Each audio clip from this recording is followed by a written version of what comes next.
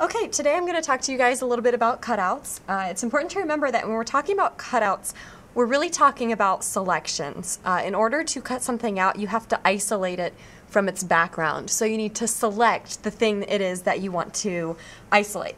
So we have plenty of tools available for selection, and I'll show you a few today. It's important to remember that you can mix and match these different tools for selection. So if you use Quick Mask and it doesn't work exactly the way you want, you can always go back and use a different selection tool.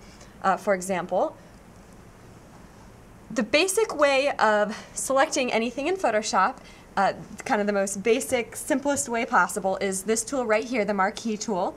If I click and hold, I have a few options. I can make it a rectangle, I can get an elliptical marquee, but we're just going to stick with the rectangle.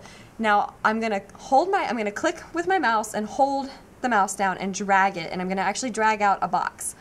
So anything inside this sort of dotted line that's moving is considered to be selected. So for example, if I grab my brush tool, and I have kind of a funky brush right now, but if I grab my brush tool, I can only manipulate whatever's inside that, what is selected. Right now I have selected this green part at the bottom because I want it to go away. So I've got the box around it. I can simply press delete, and that's going to allow me to get rid of it, and I have a couple options. I can replace it with the background color, which right now is white, which would match the white we have right here.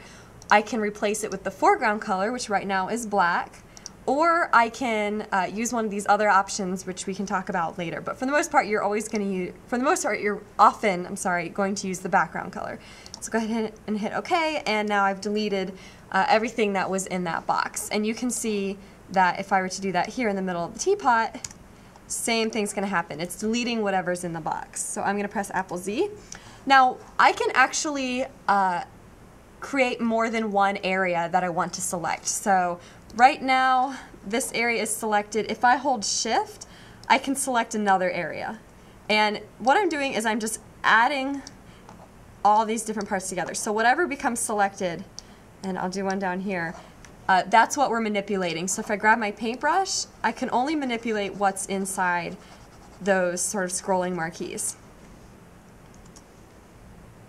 And I just pressed Command D to deselect, and now my picture has these black boxes. One thing that you guys will want to know a lot about in Photoshop is the history box. You can actually go back in time, so I can go all the way back to when I got rid of that bottom part. I can sort of see everything that I did, all the steps that I did, and I can go back if I regret having done them, which in this case I don't need black boxes on my teapot, so I'm just going to go back to when I got rid of that box at the bottom. So now I have this teapot. It looks like it's cut out, but it actually has a white background. In Photoshop, whenever you see white in the background, that's actually white. If I were to copy this and paste it over something else, it wouldn't just be a teapot, it would be a big white square with a teapot in it. So one thing that I can do to get rid of the background, if the background is nice and simple like this, where it's just white with this sort of shape, is the magic eraser tool.